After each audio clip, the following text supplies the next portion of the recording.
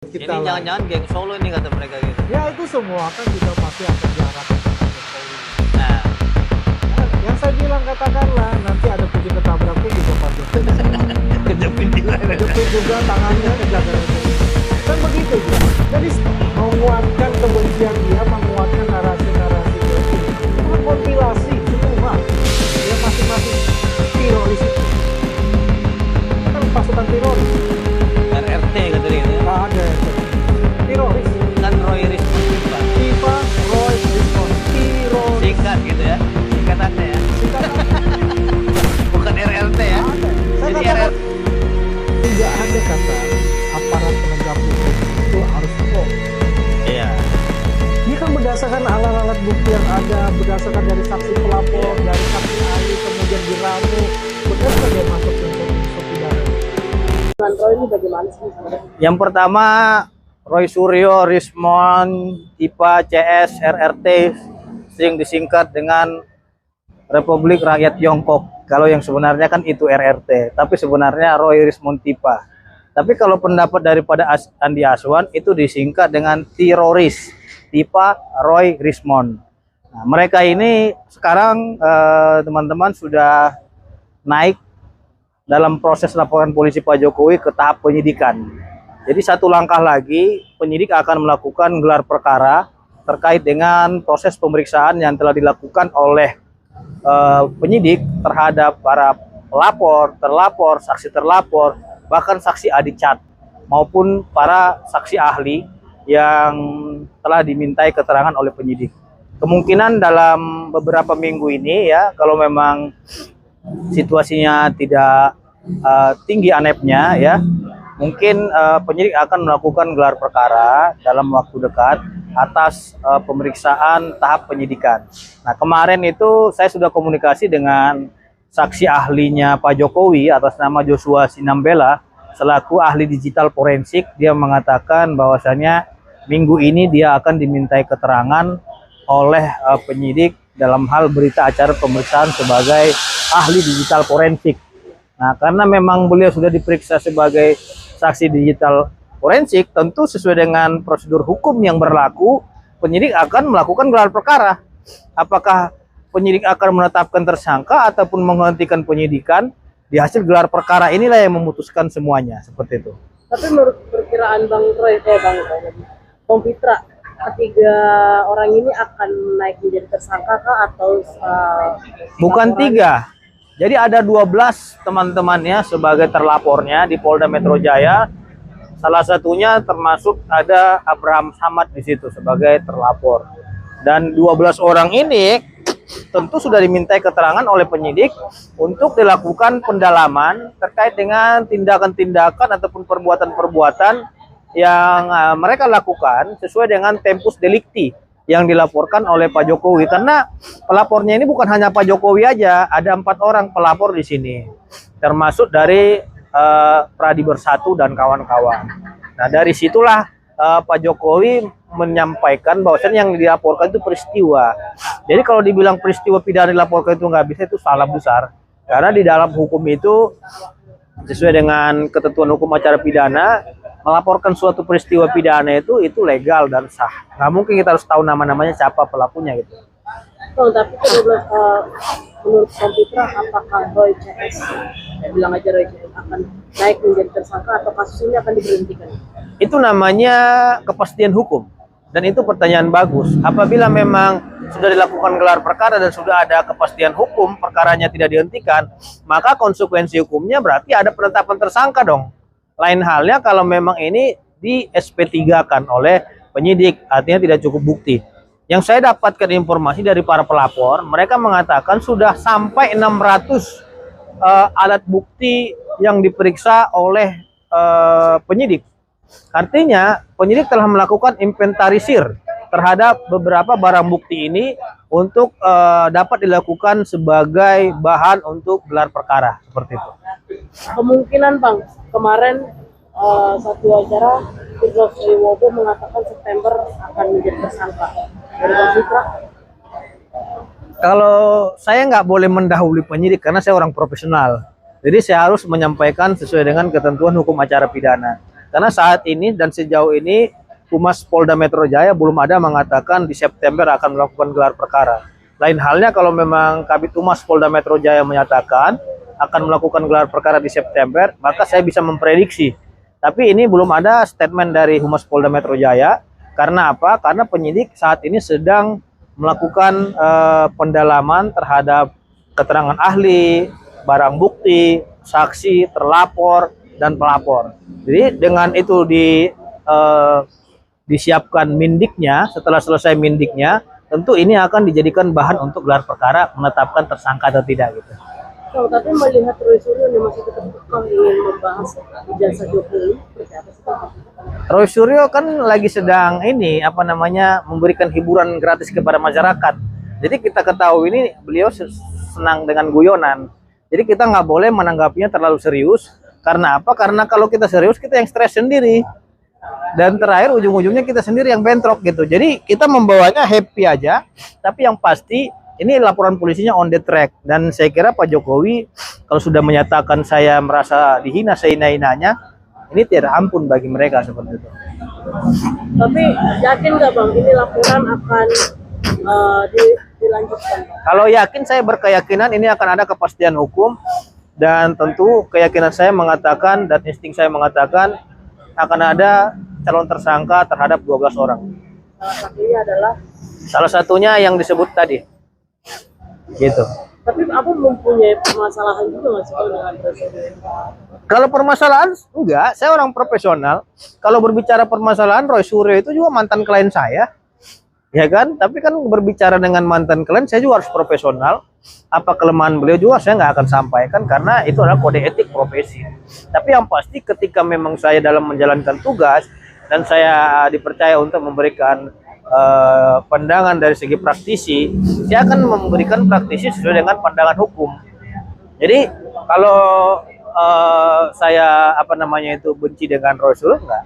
Kita tetap percaya kepada proses hukum dan kita hormati proses hukum yang sedang berjalan ini. Selain dilaporkan terkait ijazah Jokowi, beliau juga dilaporkan Citra Soewobo terkait pencurian aset negara gitu. Ya, saya kira setiap warga negara memiliki hak untuk melaporkan. Karena apa? Itulah saya bilang juga kepada Rismon. Rismon jangan terlalu banyak bicara. Karena kalau terlalu banyak omon-omon, banyak yang nggak suka dan sakit hati sehingga orang melakukan tindakan-tindakan seperti yang dilakukan oleh Firdaus Obowo tadi. Nah, tinggal sekarang ini saya lihat Rismon udah mulai insaf ya. Karena udah dicari-cari masyarakat nih keberadaannya di mana gitu loh.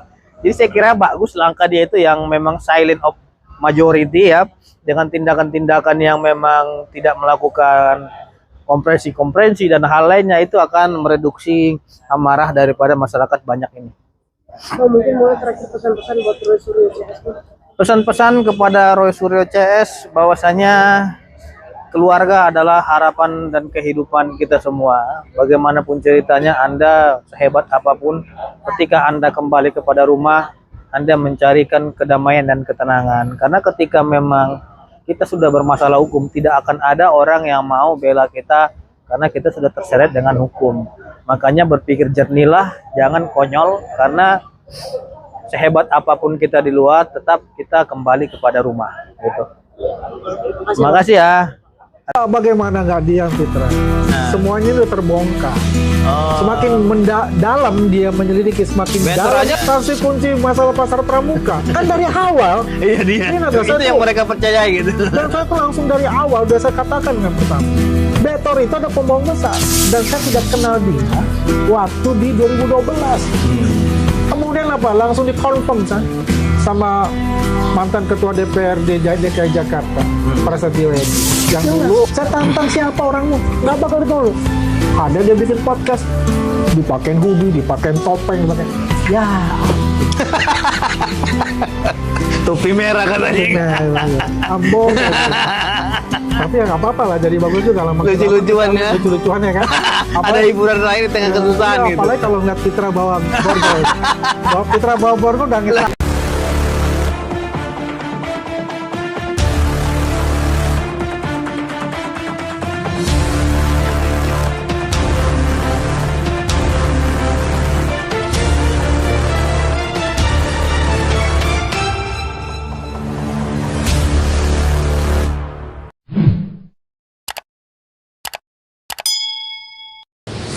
Oke, Bang Andeswan. Selain ijazah Pak Jokowi, ya, mereka juga sekarang sedang meneliti ijazah SMA-nya Gibran Rakabuming Raka, Wakil Presiden Republik Indonesia. Jadi kemarin kan sudah dipatahkan dari UGM, dari Betornya Perdamaian, dari Baris Nurdin. Sekarang mereka beralih kepada Wakil Presiden. Ini sebenarnya mereka mau cari kerja atau nyari kerjaan atau bikin gara-gara. Seperti apa? Bikin gara-gara. Soalnya lucu juga gitu kan. Ini nggak kena, cari lagi yang lain gitu. Saya simpel aja gini. Intinya Gibran kan lulusan luar. Oke. Sama dengan Pak Prabowo. Hmm. Kalau you mau meragukan ijazah Gibran, berarti dia meragukan ijazah Pak Prabowo. Sama-sama tamatan dari luar SMA-nya. Ya kan? Beginilah, ya kalau kita lihat, ini sudah melalui tahapan-tahapan. Di Solo sudah beres. Ya kan? Di Jakarta, di KPU Pusat juga udah beres. Kamu mau cari apa lagi? Penyataran dan sebagainya. Ini orang-orang bodoh lah menurut saya. Kan mereka ini Jangan menyamakan ijazah dalam negeri itu dengan luar negeri. Aturannya udah beda, bentuknya udah beda. Kalau dikatakan nih lulusan saya dari misalnya dari college A, misalnya, ya dia lulusan dari SMA di atas. Karena di Indonesia kan cuma 3 tahun, di luar negeri bisa 4 tahun, 4 tahun dan dia tinggal menyelesaikan kuliahnya. Ya itu kan foundation ya, namanya foundation 4 tahun. Dia tinggal selesai 2-3 tahun lagi. Semacam itu, gitu loh. Dan disamakan. Kalau kita memang ya jelas ikuti sampai SMA, itu kan SMA 3 tahun, SMP 3 tahun, SD 6 tahun. Kalau di luar negeri enggak, bisa 4 tahun, bisa 3 tahun. Ya setahun masuk dia foundation. makanya mereka mendasari itu meneliti ijazah Wakil Presiden. Iya, mau ngacu wakil presiden ijazah SMA, aduh, kutu kupret. Iya, berarti lu juga meragukan ijazahnya Pak Prabowo. Sebenarnya tujuannya apa sih ini? Gitu. Karena nggak ada berhenti-berhentinya gitu. Besok nanti ijazah Prabowo yang diteliti. Dia pengen buy-in time. Maksudnya apa nih? Ya, menghibur diri lah sebelum masuk. Oh, Jadi memperpanjang durasi dulu ya. permainan gitu. Ingin memperpanjang permainan. Oke. Coba ingat, konsentrasi dulu ada ijazah, kemudian skripsi. Kalau ada lagi nih, kalau dia dibiarkan terus ya, kalau dia dibiarkan terus, ini akan berkembang. Berbahaya karena dia memanfaatkan media ya untuk menyuarakan kebohongan-kebohongan mereka. Ini berbahaya. Bahaya ya. Ya. Jadi kunci mereka adalah konferensi pers. Nah, konferensi pers ini kan biaya. Apakah dia mau membiayai sendiri? Nah, juga gitu. Pasti ada orang di belakangnya yang biayai itu. Benar ya? Terus menerus loh. Nggak ada habisnya ya. Nggak ada habisnya. Oke. Ini sudah melandai kasusnya kan gitu. Karena tidak ada speak up daripada Rismon CS. Masyarakat juga mempertanyakan keberadaan dia yang saat ini tidak segarang dulu kan gitu.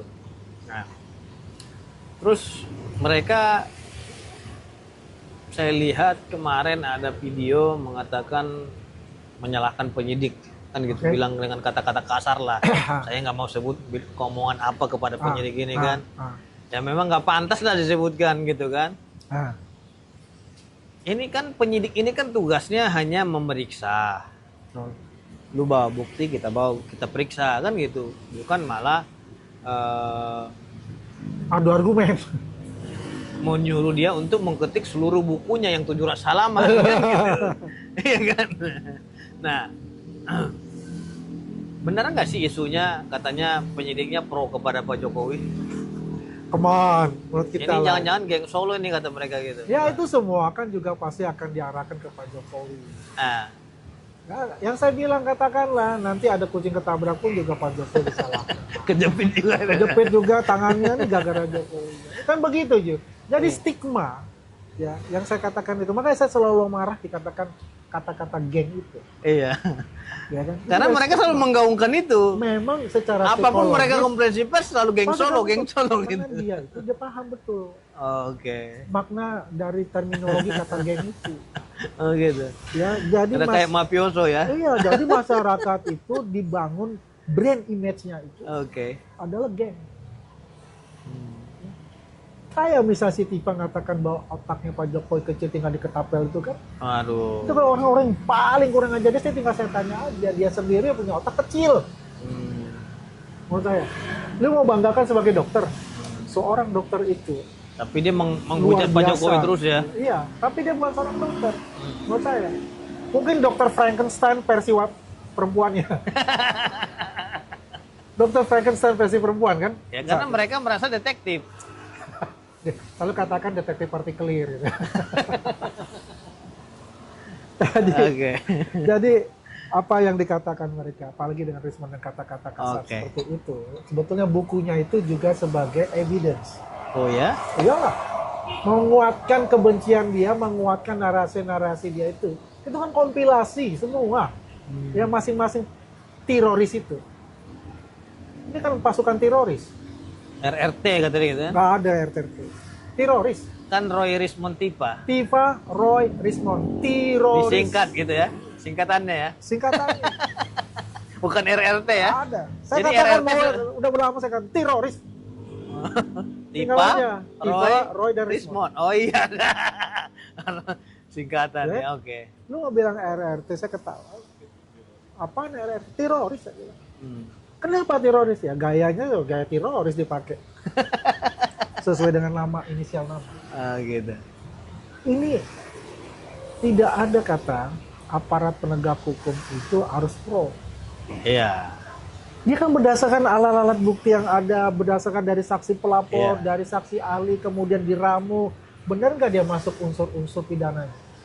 Karena saya lihat mereka sampai sekarang pengen Pak Listio Sigit diganti Kapolri. Nah, Makanya mereka lihat, oh ini berat sebelah nih katanya gitu. Gimana? bos, ya sumpah prajurit itu kan sudah jelas. Iya. Mengabdi bukan dengan kekuasaan, mengabdi untuk rakyat. Iya. Terlepas dia diangkat dengan presiden yang sudah step down, apakah dia mempunyai balas jasa atau tidak? Karena dia memang pantas untuk menerima itu. Oke. Secara profesionalismenya, itu kita patut hargai ya. Seperti itu. Kalau dia membangun alibi, penghasutan terhadap Kapolri, ya itu kalau kita melihat, dia ingin ada suatu secerca harapan ketika Kapolri diganti itu akan melihat dia. Itu kan adalah Nggak juga, halusinasi ya. tingkat tinggi, bos. Betul nggak? Ya kembali lagi nih. Jadi harapannya ganti Kapolri memihak dia gitu. Iya. Enggak juga, hukum harus berjalan terus. Hukum harus ditegakkan dan Iya. berjalan sesuai realnya. Ya. Nah, itu bos. Jadi kembali lagi. Nah, karena begitu akhirnya pulang ke Bali dia mancing nih. Sambil merenung gitu loh. Ya kan? Tapi nanti kan kalau itu kan pasti dipanggil lagi, diminta keterangan lagi dan statusnya dinaikkan jadi tersangka. Nah, mereka bilang sederhana saja kasus ini kata mereka. Pak Jokowi tunjukin aja kepada kita ijazahnya selesai. Berkali-kali bicara kayak gitu dan saya sudah Itu kunci mereka intinya katanya gitu. dia beberapa kali kita bicara berdebat di stasiun-stasiun TV. Saya kasih bilang sama Roy, oke, ini Pak Jokowi nunjukin kamu. Ini ijazah dari teman Pak Jokowi dan ijazah yang lain. Oke. Ini sama. Lu percaya nggak? Oh enggak, saya harus ambil dan saya harus uji lab. Ini pikiran orang gila menurut saya. Alibi Kan dia bukan lembaga berwenang. Alibi yang dia gunakan itulah entry point-nya untuk bagaimana mempengaruhi publik untuk percaya kepada dia. Oke. Ya kan? Bagaimana ijazahnya beliau itu? Memang ijazah itu kan ijazah kan ada barang pribadi. Ya kan? Nggak boleh diumbar-umbar juga kalau nggak ada izin. Betul nggak? Dan itu kan sudah diuji. Di KPU diuji. Baik daerah, provinsi maupun pusat. Diuji pula di Barreskrim. Iya. Kalau Barreskrim aja dia nggak percaya kok. Susah juga kita hidup. Better aja dia nggak percaya sekarang karena udah minta maaf. Ya kan? Karena kan katanya udah insaf. Iya. Oke. Ini kan eh, Pak Jokowi, saya melihat dia nggak mau mengkomentari kasus ini terlalu jauh. Dia menyatakan bahwa saya menyerahkan proses ini kepada proses hukum. Ya. Nah, apakah memang kasus ijazah Jokowi sudah diungkit-ungkit udah lama ini melalui mereka? Nanti akan ditanggapi di segmen berikutnya.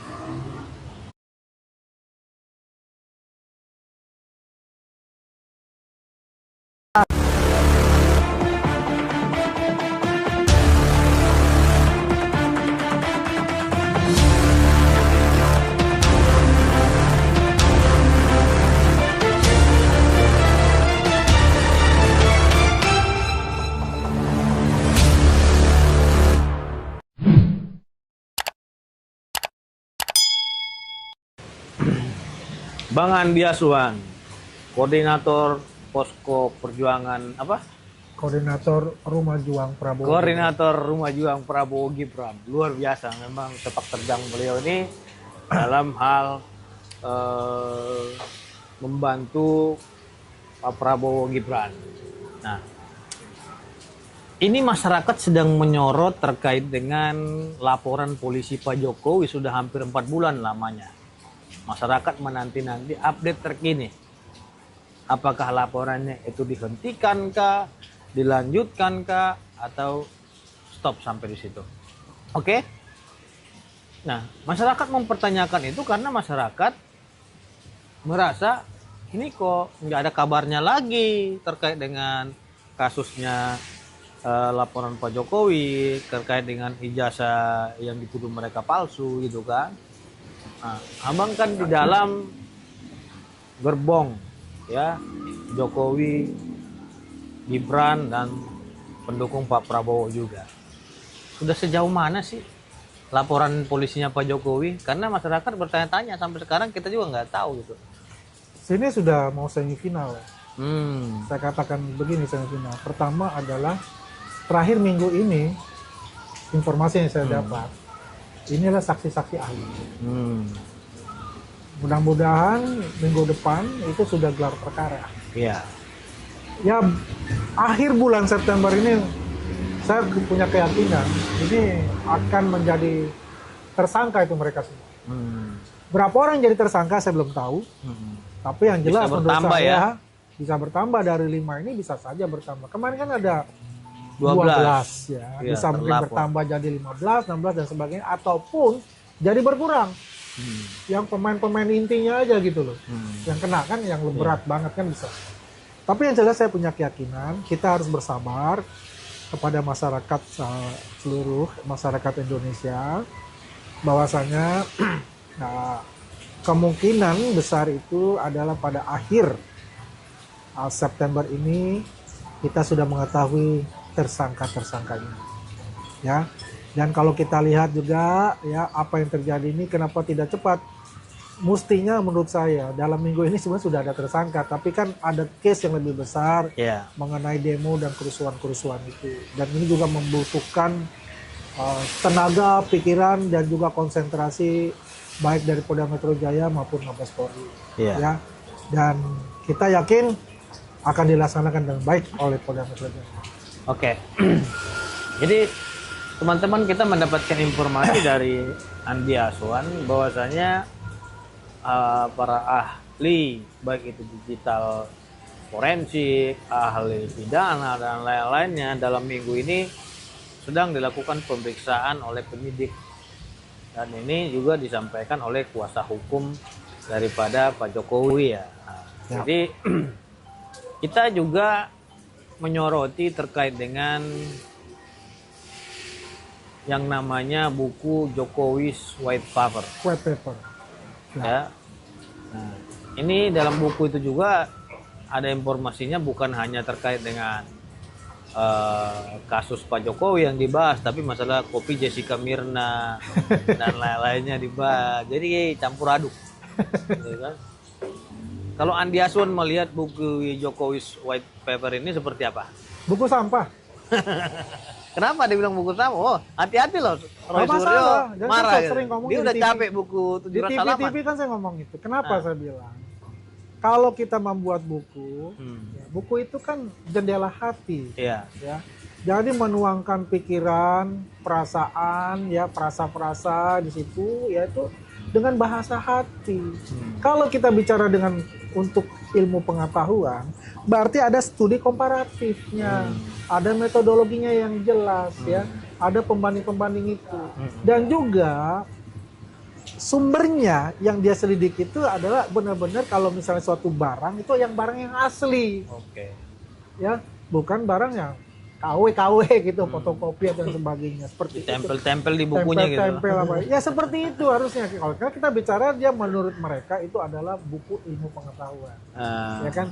Ya menurut saya buku sampah, dan juga itu dilandasi oleh unsur-unsur kebencian. Tapi walaupun buku dari sampah, mereka. ada yang beli 1 juta sampai puluhan juta loh katanya. Itu kan katanya dia, dan saya malah Sampai Kalau- dilelang mereka loh. kalau bicara begitu itu, nah buat saya itu mengkonfirmasi dugaan saya. Hmm. Yang dikatakan Pak Jokowi ada bohir nih, ada orang besar di belakang juga mereka itu. Kenapa saya bilang harga buku katakanlah 500.000, dengan kondisi sekarang beli beras aja mahal begitu, Iya. ya siapa yang mau beli, bos? Iya. Makan aja udah Universitas susah gitu. ngapain dia beli, Iya. ya kan?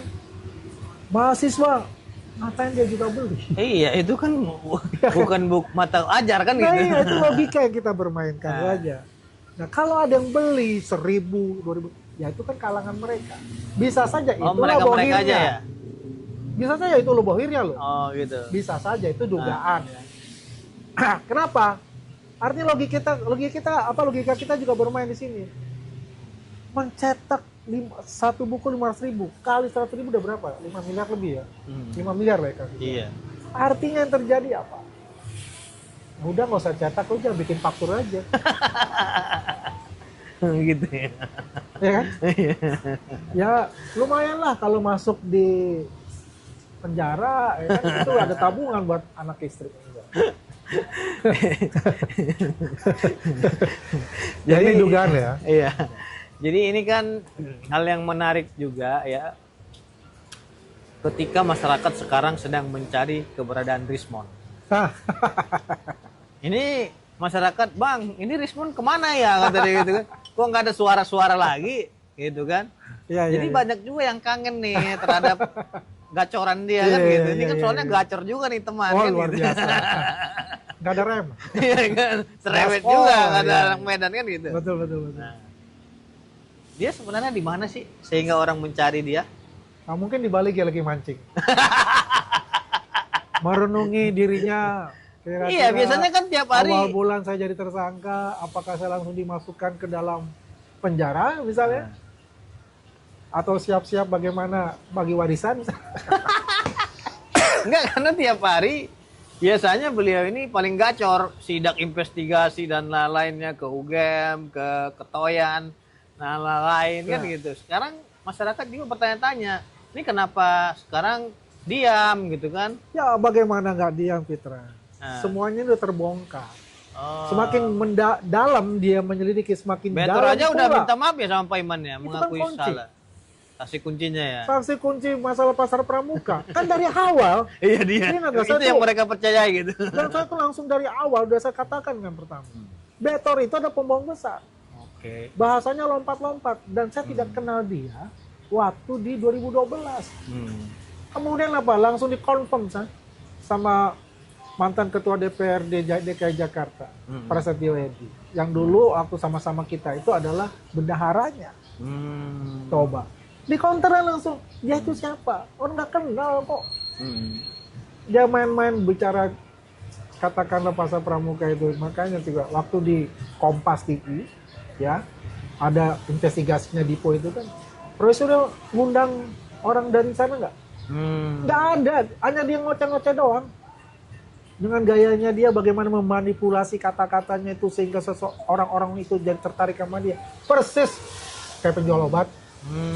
Kan begitu.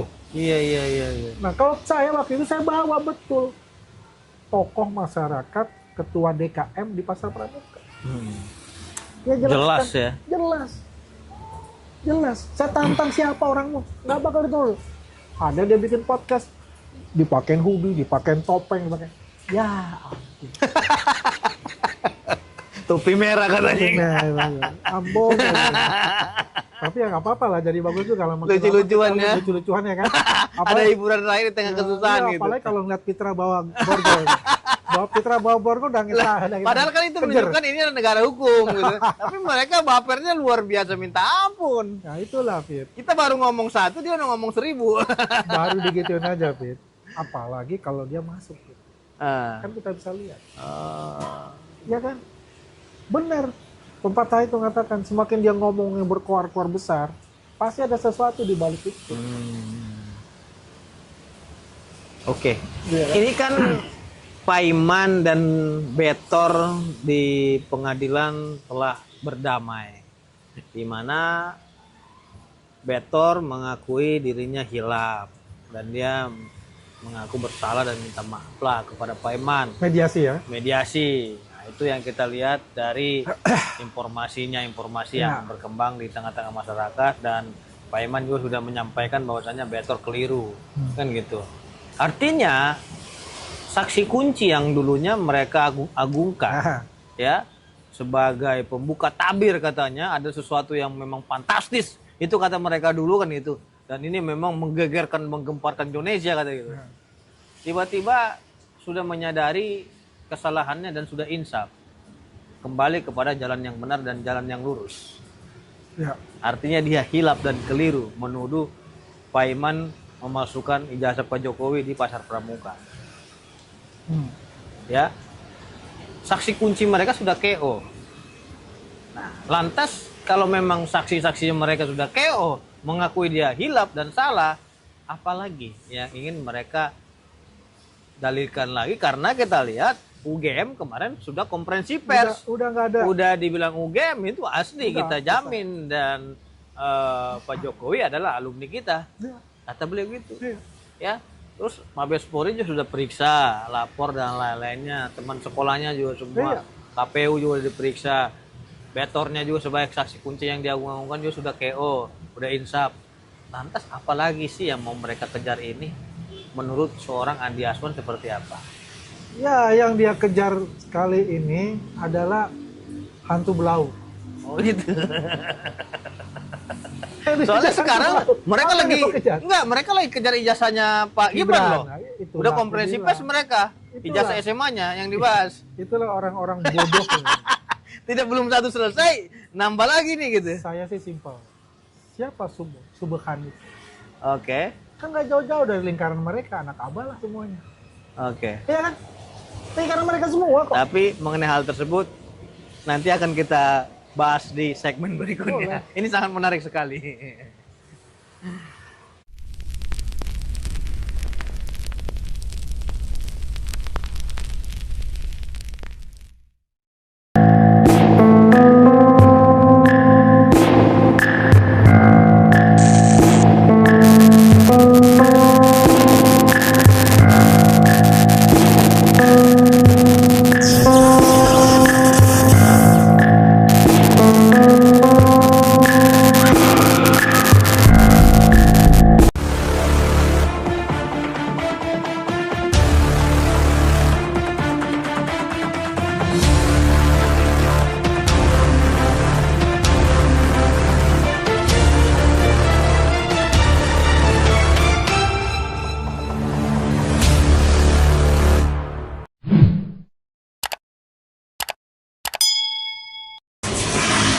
Halo sahabat petisiali dimanapun Anda berada. Kita di pagi hari ini sedang santai ngopi di pagi hari, mengingat rutinitas politik di Republik ini sedang memanas ya. Jadi kita ingin memberikan edukasi hukum terkait dengan situasional kondisi bangsa ini yang memang kita lihat adanya pertikaian di antara para aktivis ya, politisi, ya ada lagi yang mengaku peneliti dan lain-lainnya.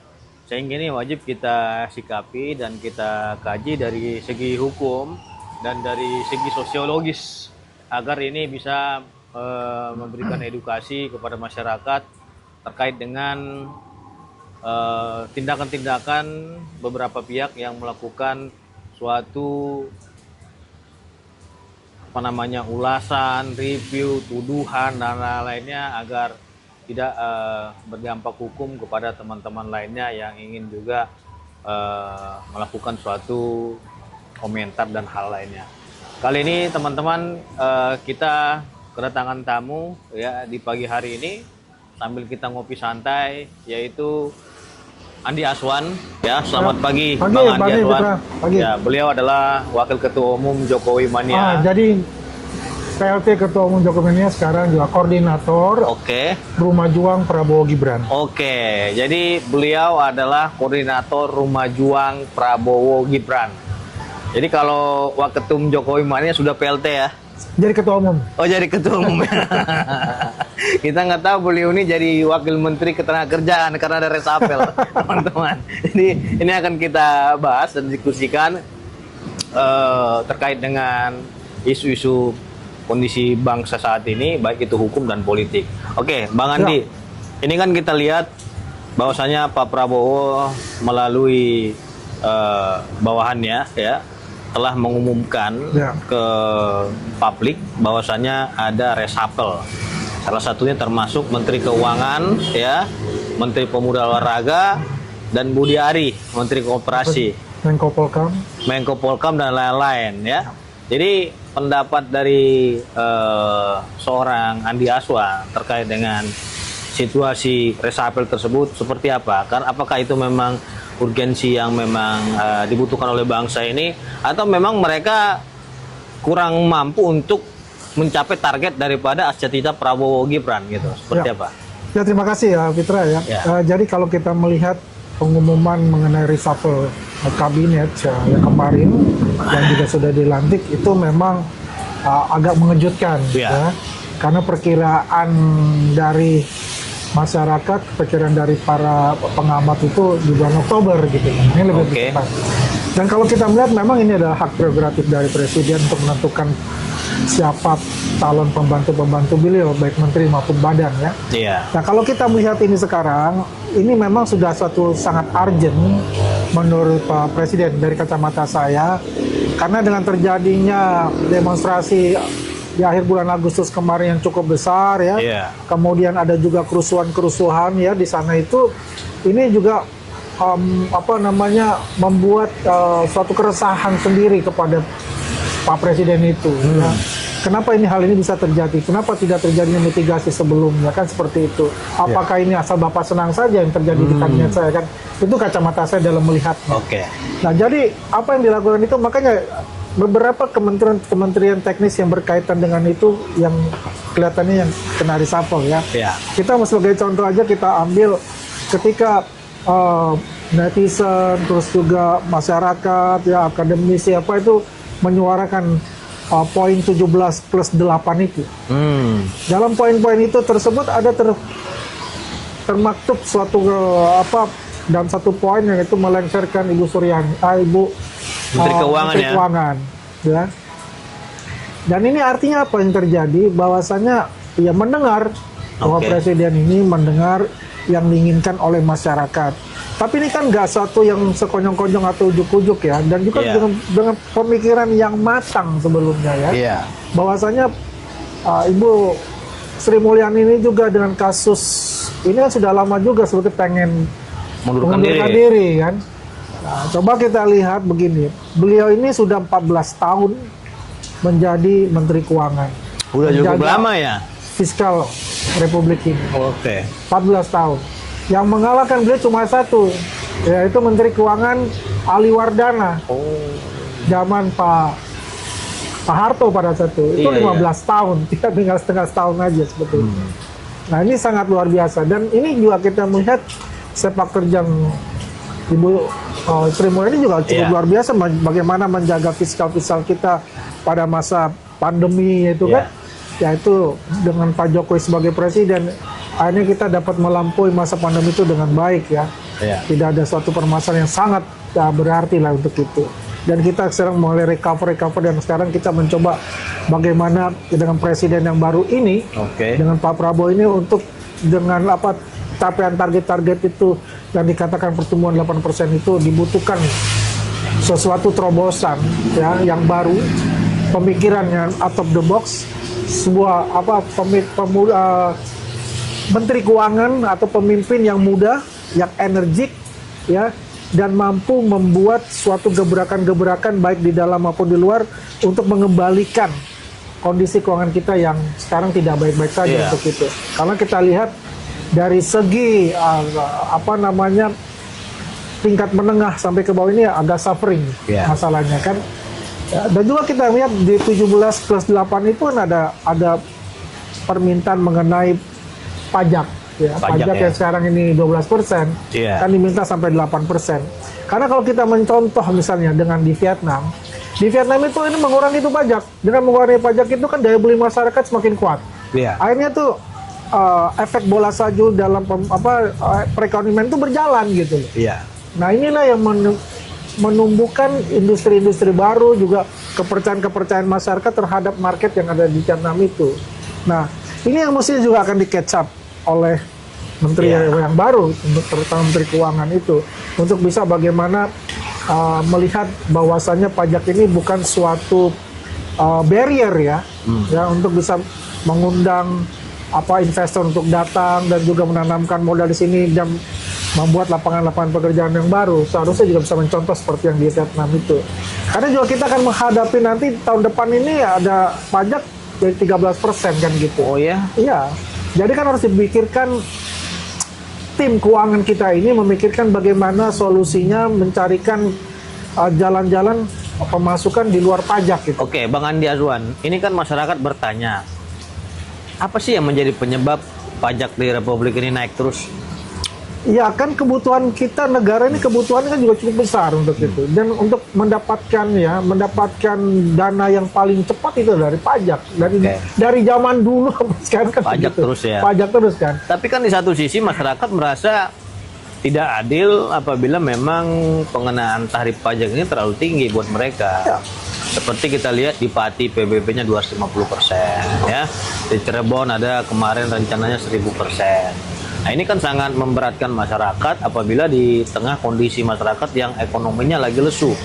Nah, ini kan bertolak belakang juga sehingga munculnya protes dari masyarakat terkait dengan kenaikan pajak tersebut. Apakah memungkinkan ya apabila memang pajak tersebut diturunkan atau tetap di situ saja? Ya, kalau perekonomian kita bagus ya, dan juga dana-dana segar itu masuk ya, dan pengolahan tata kelola sumber daya alam untuk kepentingan masyarakat banyak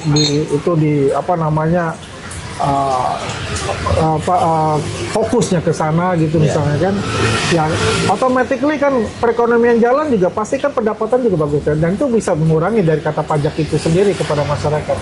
Permasalahannya sekarang ya, dana bagi hasil ini kan ditahan oleh Kementerian Keuangan, sehingga yang biasanya nih kan ada daerah-daerah yang memang kepala daerahnya itu punya inovasi yang bagus, punya pemikiran yang bagus, punya pemikiran out of the box untuk mencarikan sumber-sumber dari tempat yang lain kan gitu. Tapi kan banyak juga kepala daerah itu yang hanya ya kayak model feodal lah. Ya udah dari situ sudah terima apa adanya seperti itu. Nah, sekarang daerah-daerah yang katakanlah kategori miskin misalnya, atau daerah-daerah yang menengah ke bawah ini kan pusing untuk membayar variabel cost-nya, gaji-gaji pegawai dan sebagainya. Tapi kalau daerah-daerah yang besar, katakanlah Kalimantan Timur misalnya ya, itu dia pasti dia punya cara untuk itu gitu. Walaupun ya mungkin tidak sebesar yang dia terima sebelum-sebelumnya, tapi at least dia bisa mengcover variable cost-nya itu dan juga tidak membebankan untuk masyarakatnya untuk itu. Nah, itulah diperlukan yang saya katakan tadi, seorang menteri keuangan yang tidak lagi berpatokan pada misalnya yang sudah aja ya fundamentalnya, tapi sudah mulai berpikiran untuk out of the box gitu. Dari mana caranya untuk bisa katakanlah pajak bukan hanya dari pajak sebagai pendapatan negara, mungkin dari sektor-sektor yang lain untuk itu.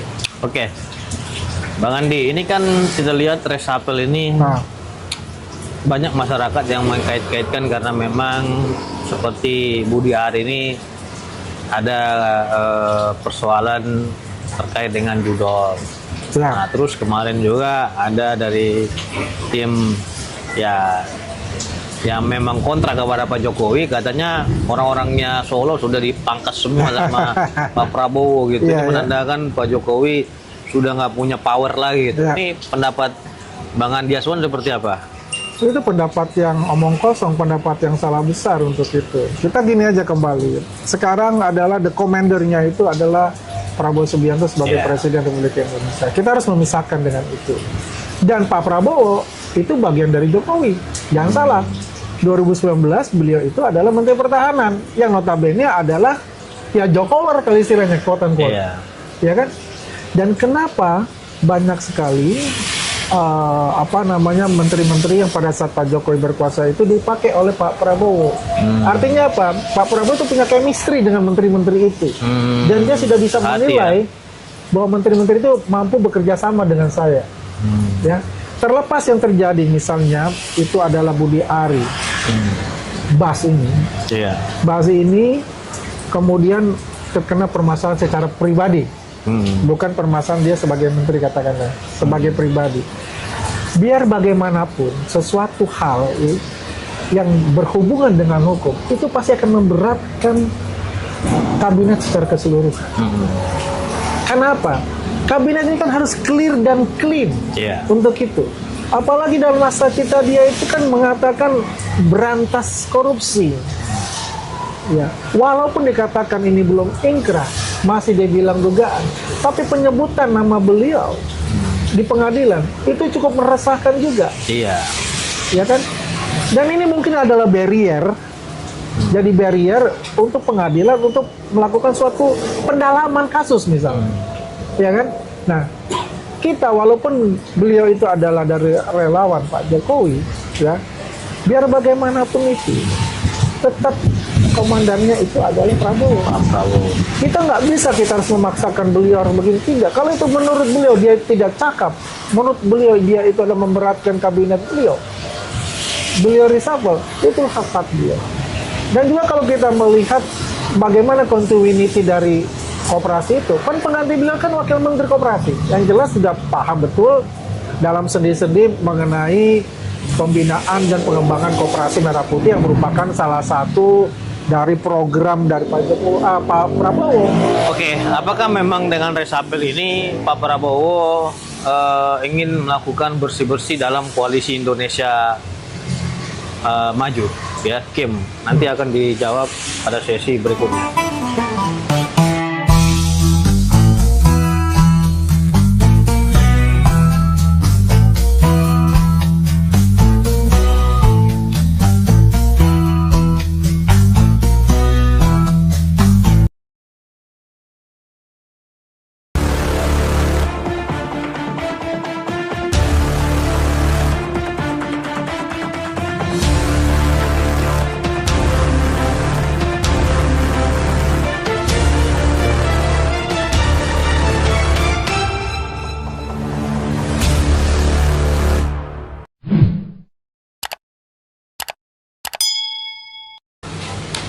Oke, Bang Andi Aswan, isu reshuffle ini banyak yang mengkait-kaitkan Prabowo ingin bersih-bersih dari pejabat yang diduga kurang mencapai ekspektasi rakyat.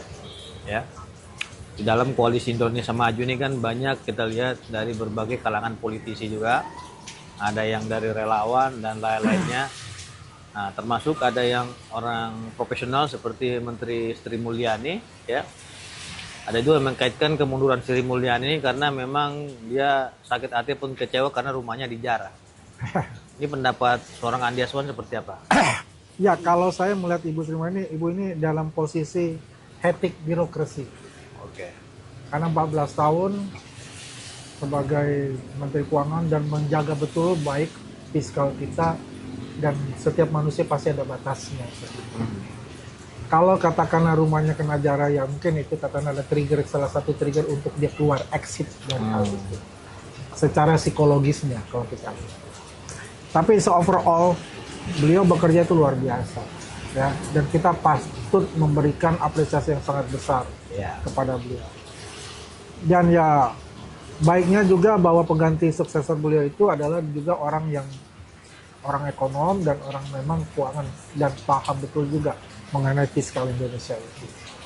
Dan saya rasa tinggal bagaimana beliau ini bisa bekerja bukan omon-omon ya, dalam waktu 3 bulan yang dia katakan bisa menstabilkan lagi perekonomian kita, ya kita berharap besar kepada itu ya, dan bisa juga mengembalikan kepercayaan yang sementara ini dalam minggu ini agak shock ya, katakanlah market ya, di stock market ya, di foreign exchange dan sebagainya itu juga agak shock untuk ini sehingga agak turun ya kan. Tapi itu hal yang biasanya seperti itu. Setiap kebijakan yang muncul ya dan agak mengejutkan ya, biasanya akan ada shock terapi seperti itu. Nah, mengenai bersih-bersih itu kalau kita lihat bersih, pasti presiden mempunyai KPI. Setiap kementerian dia mempunyai standar berapa nih KPI-nya untuk mencapai itu. Ya. Karena mengelola negara ini bukan ujuk-ujuk dia berasal bahwasannya dia ada partai pendukung ataupun dia orang die hard-nya dari Pak Prabowo. Enggak juga. Walaupun loyalitas itu sangat penting, tapi kemampuan dan kapabilitas ya dan menjaga perasaan hati rakyat ya dalam bekerja yang sungguh-sungguh dan fokus untuk mensejahterakan rakyat, itulah yang dipilih. Ya kan? Nah, ketika mereka ini ya, kalau kita lihat kemarin kan banyak yang flexing semacam itu kan, akhirnya dijudge oleh rakyat ya dengan melakukan sesuatu yang memang di luar dugaan atau ekspektasi dari pemerintah. Ada demonstrasi yang besar-besaran yang kemudian ditunggangi dan muncullah yang namanya kerusuhan itu. Tapi kalau kita lihat secara kacamata positifnya, bahwasanya begini, rakyat ini sudah nggak bisa dibodoh-bodohin lagi. Rakyat ini udah bisa memantau kinerja semua elit-elit politik maupun di pemerintahan gitu loh. Ya, akhirnya fungsi dan tugas dari Dewan Perwakilan Rakyat itu memang harus benar-benar dilaksanakan dengan baik gitu loh. Bukan sesuatu yang hanya lip service. Karena saya memantau semua nih. Karena dengan adanya medsos ya, ini bahaya dan juga bisa menjadi suatu warning kepada para elit itu gitu. Apalagi sekarang dengan adanya putusan MK itu, kegaduhan di media sosial itu bukan tindak pidana. Itulah kekuatannya. Iya. Ya kan? Makanya makin rame. Makin rame orang untuk gitu itu. Loh. Karena makanya polisi juga nggak bisa bertindak. Ada putusan MK yang menghalangi mereka. Iya. Gitu. Jadi nggak bisa represif kecuali memang makar. Iya. Nah, kalau kemarin misalnya membuat kerusuhan dan membakar itu ya wajib, karena itu adalah sudah semacam terorisme. Tapi kalau bersuara gitu ya, itu hal yang biasa karena itu dilindungi oleh undang-undang di pasal 28 juga kan untuk bersuara atau berekspresi. Oke, tapi kan kita lihat bahwasannya Polda Metro Jaya telah menangkap ada beberapa orang selaku tersangka yang memprovokasi masyarakat sehingga melakukan tindakan-tindakan anarkisme, ke pembakaran, penjarahan, dan lain-lainnya. Jadi mereka berkilah bahwasanya itu hanyalah kebebasan berpendapat, gitu loh. Nah, dan kita sah aja untuk memberikan pendapat, tapi kan tindakan dari dia itu yang menghasut, dia menyuruh, men-trigger masyarakat untuk melakukan tindakan-tindakan itu menimbulkan perpecahan di antara kita. Nah, pendapat daripada Bung Andi Aswan dengan adanya putusan MK ini kan mereka berlindung di situ. Ya, memang keputusan MK kan untuk bersuara berpendapat. Iya, benar. Ya kan? Dan bersuara berpendapat itu tidak ada unsur untuk menghasut atau memprovok. Intinya kan begitu. Beda konteks ya. Beda konteks kita bicara itu gitu loh. Dan sama kita, seperti laporannya Pak Jokowi penghasutan gitu. Iya, dan kita ini kan tidak hidup di dalam ruang hampa, kita berbicara dalam ruang hampa. Semua orang itu masuk di dunia medsos itu kan berjejaring dan melihat ya. Ya ketika itu memang adalah di pihak mereka dan pihak mereka mewakilkan keinginan mereka, mungkin mereka akan tertarik untuk bergabung di situ. Tapi ketika muncul namanya provokasi yang mengajak untuk melakukan sesuatu yang kayak kemarin di live TikTok, bagaimana menjara rumah A, menjara rumah B, itu dengan dikoordinir seperti itu. Itulah yang tidak masuk di dalam keputusan MK itu. Dan memang itu harus adalah suatu kriminal. Ya, kalau udah masuk ke ranahnya katakan terkoordinir untuk membakar fasilitas-fasilitas umum ataupun fasilitas dari aparat penegak hukum itu udah cenderung untuk katakan makar untuk kita.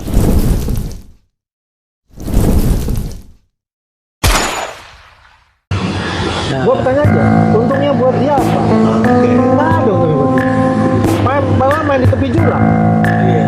Pasti ada yang terakhir yang mungkin menjamin. Nah sama kayak Royce mungkin ada yang menjamin. Dugaannya ya. Ya kan itu dugaan. Iya. Kita dugaan kita apa yang terjadi kan lama gini dan gimana ya dugaan. Iya. Semua orang sah-sah saya menduga kan. Sah-sah aja.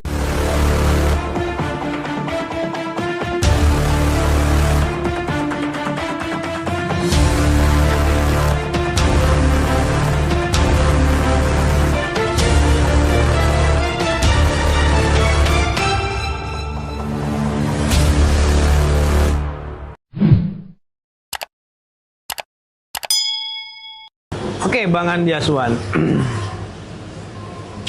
Sebenarnya mereka ini baru mempersoalkan ijazah Pak Jokowi di tahun 2025 kah? Atau memang sudah lama sehingga Pak Jokowi kesal gitu? Seperti Jadi apa? saya akhirnya mendapatkan Twitter dari Roy Suryo yang pernah kita sama-sama nonton. Petunjuknya ya. Ya petunjuknya itu. Padahal dia punya medsosnya kan dihapus.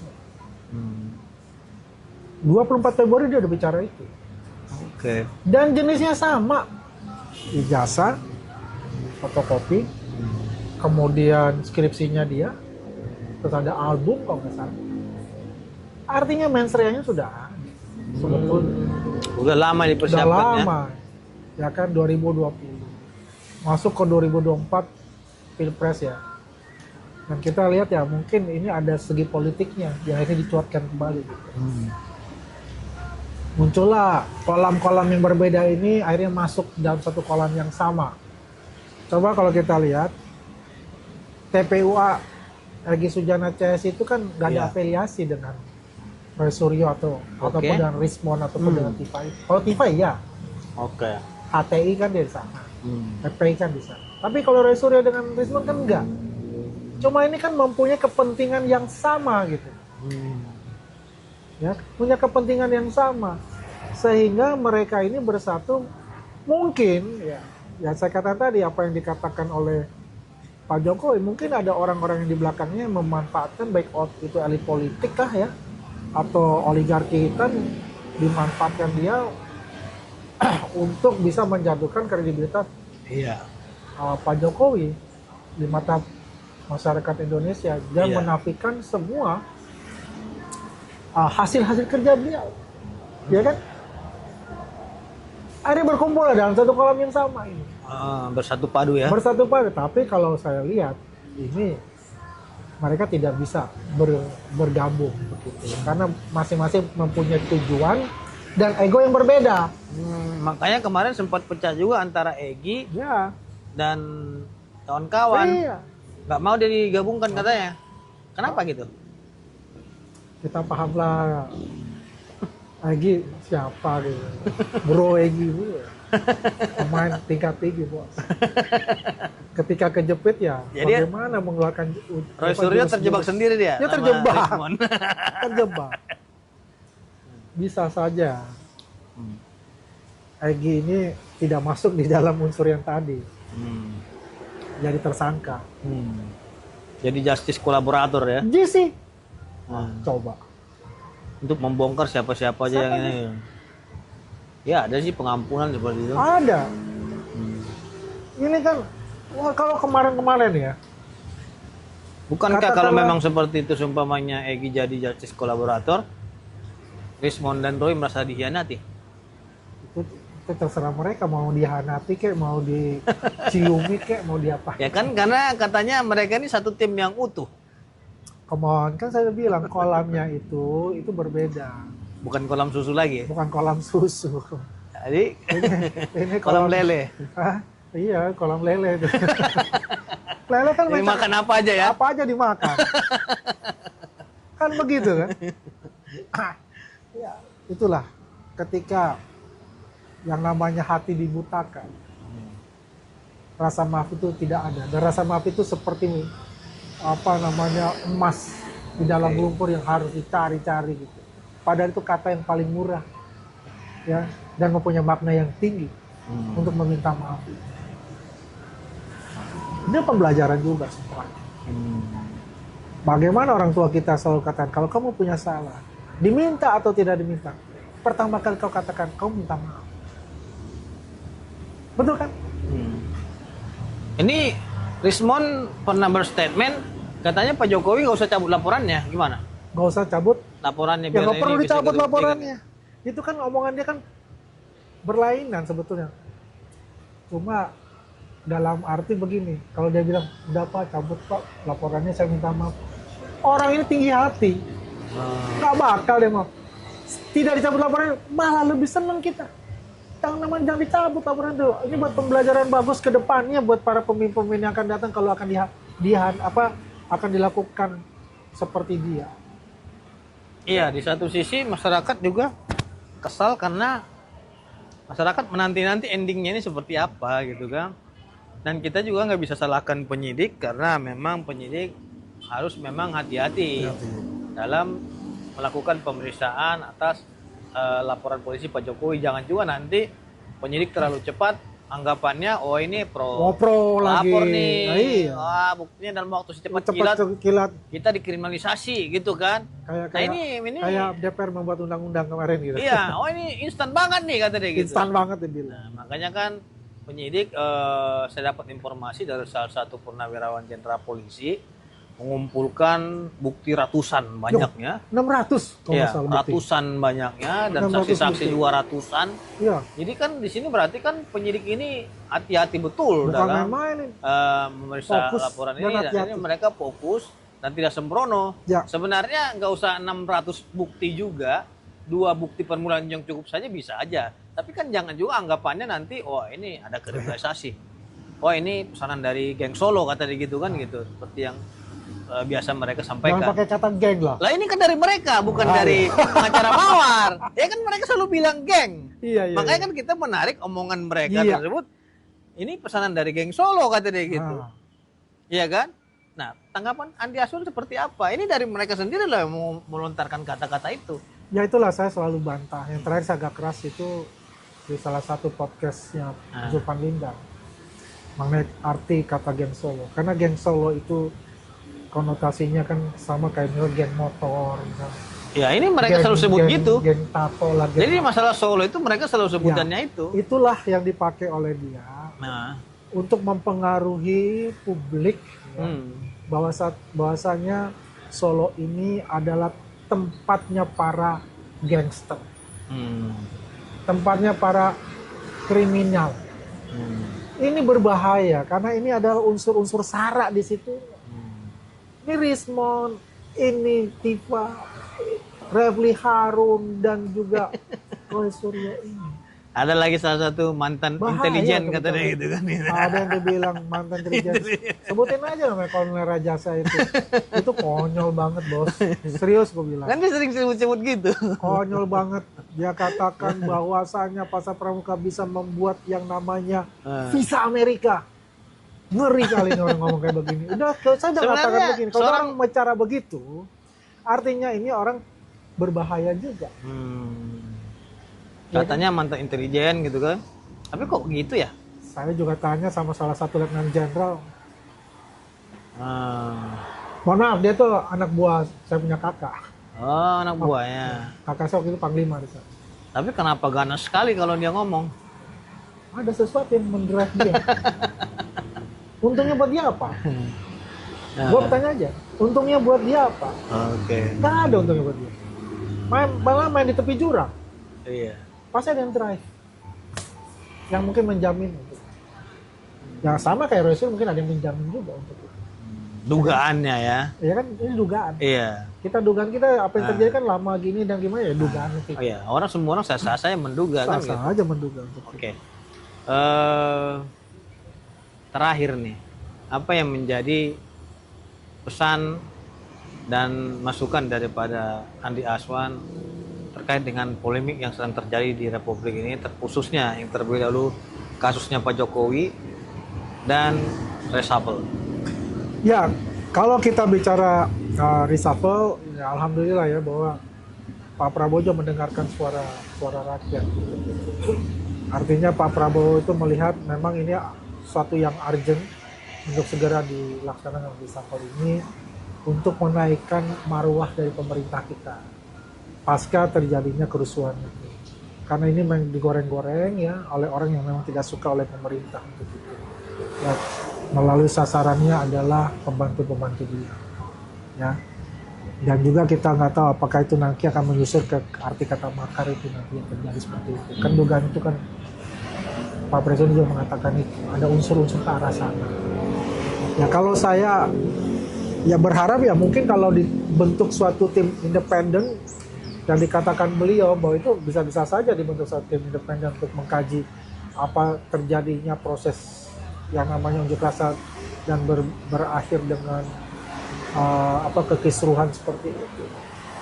Nah, dia tidak terulang kembali Iya. yang akan datang, ya bisa saja ya itu kan semua terpanggil kembali lagi kepada Pak Presiden. Yang jelas pesan buat kita sih, ya kita sebagai warga negara mendukung penuh apa yang telah dilakukan oleh pemerintah dan berharap bahwasanya dengan menteri-menteri yang baru ini dapat melaksanakan tugasnya dengan baik dan menciptakan sesuatu yang nanti katakanlah membuat suatu perubahan yang mendasar kepada pemerintah kita dalam kebijakan-kebijakan yang pro rakyat. Itu sih Mas. Oke, teman-teman dimanapun Anda berada, saya ingin menyampaikan bahwasanya keadilan adalah hak bagi seluruh warga Indonesia, khususnya para korban yang sedang mencari keadilan dalam bidang hukum. Siapapun tidak boleh mempermainkan keadilan karena keadilan memiliki nilai yang sangat sakral sekali untuk diperjuangkan. Sehingga ada kata pepatah dan istilah daripada masyarakat kita bahwasanya keadilan itu nilainya sangat mahal sekali. Maka dari itu apabila memang orang menaruh keadilan terhadap dirimu, perjuangkanlah itu dan berikan kepastian hukum. Karena kepastian hukum adalah puncak daripada rasa keadilan yang harus diterima oleh masyarakat. Oke, sahabat Petis Jali dimanapun berada, sampai ketemu lagi di acara head to head bersama pengacara Mawar. Saksikan terus hanya di YouTube Petis Jali. Sampai ketemu kembali. Terima kasih Bang Andi Aswan.